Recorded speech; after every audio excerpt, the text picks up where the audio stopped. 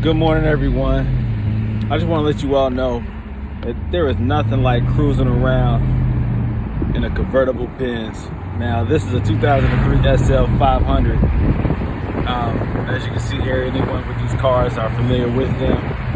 You all know the experience of driving these cars.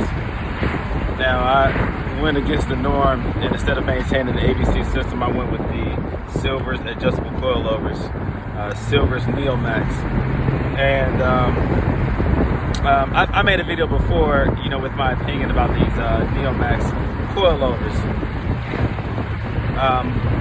But after driving it for another few months, driving it often, constantly making adjustments to my liking, the way that I wanted to handle and feel on the road, I am going to reaffirm my previous opinion. I love it. I do. My arm is getting tired. I love it, man. I love the suspension. I love the way the car handles. I have it lowered. It's sitting on 20-inch wheels, and even with the low-profile tires, this car is freaking amazing. I love it. I love feeling this car, man. It's an animal. And this is just a SL500. If I had a 5.5, oh my goodness. I love this car. I love the way it feels, man. And it's amazing that a 2003 17-year-old car still gets this kind of attention. I don't drive this car for the attention, but it's just a consequence of driving this car is that you're going to get some attention because it's a Benz convertible, hardtop coupe. Come on. It's silver on silver, silver wheels.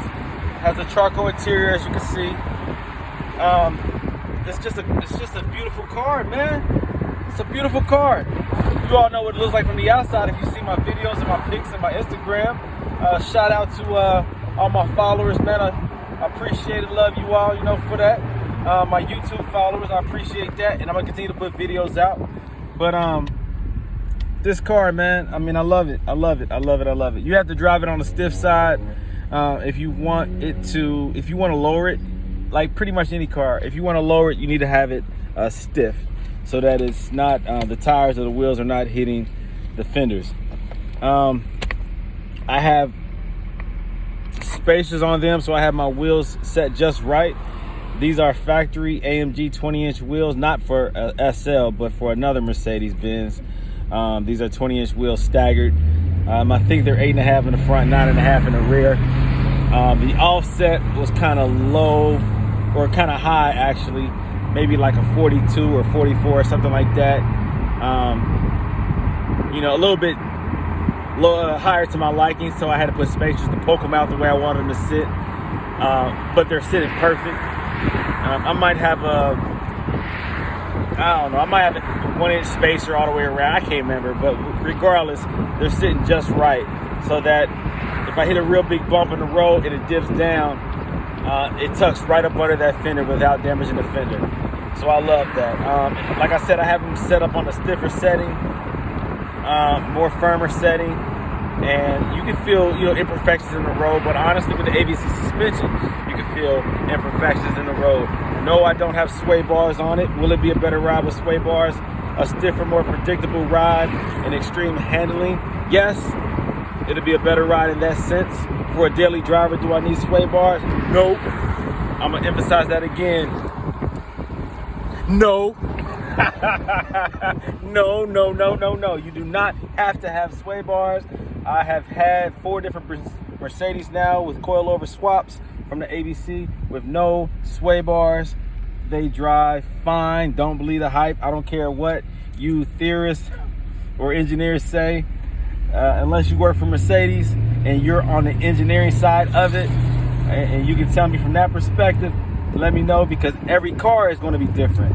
It's a general principle that you need sway bars of some type. That's true. But it's specific to each car. The weight of the car, the geometry, the suspension geometry of the car, whatever. But yeah, general principles, yeah, sway bars makes your car better and safer. Yeah, true. I believe that, yes. For these cars, these big heavy cars, these Mercedes cars, they handle fine. How many of you all have ever had a crash in a Mercedes because you didn't have sway bars? There is no one. I don't believe you. So anyways, past that point, the car handles fantastic. I've had this car over 100 miles per hour. Don't tell nobody. Shh. This car drives great. Oh yeah, I did that on a closed course specifically for driving above the speed limit. Yeah, not on the open road. No, not on the highway. No, I wouldn't do that. Anyways, this is a very, very fast car, man. Very reliable car. It handles very well, man. So I am a firm, avid supporter for the coilover swap. If you want to maintain the ABC suspension, do that. It's all good, man. If you want to dump the cash into these cars to maintain that system, I mean, it's an amazing suspension. The ABC suspension. Maintain it as long as you can. I'm going to tell you that. Maintain it as long as you can. But once you realize that you're throwing money away, then money is an object. I don't care if you're rich or if you're poor. Money is an object. You're only rich because you got money. Now take all your money away and tell me money's not an object. So stop with the bull crap about if you can't afford a Mercedes, then why have one? Shut up. That's dumb. You have to be realistic and reasonable about what the car is, how much the car is worth, how much you love. You know, how much money are you going to put into something that you love? Or are you going to go ahead and go the other route and maintain it and keep money in your pocket, put that money towards something else? For those people that like to throw money away and brag about how much money you got, why don't you help some people with that money that you just wasted, man, instead of putting it into something that you don't have to.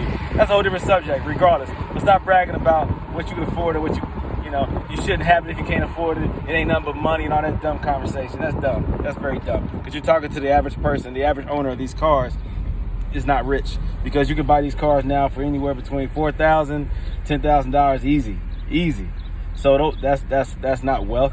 That's just an opportunity for those who have less to be able to have something nice that we couldn't afford when it was brand new, $80,000, $90,000, whatever the case being. So enjoy your cars, man. Do what you need to do to enjoy it. Again, I am a fan of the adjustable coilover suspension. I love this car. Ain't nothing like driving around in a convertible Benz SL. So, love it. Enjoy it. All right, make the most of it, man. Have a blast, man. Beautiful day out here. It's probably like 90. It's I think 85 right now, but the temp is going up. It's a beautiful day, man. Enjoy it, man. Enjoy it, and stay COVID free. Peace out.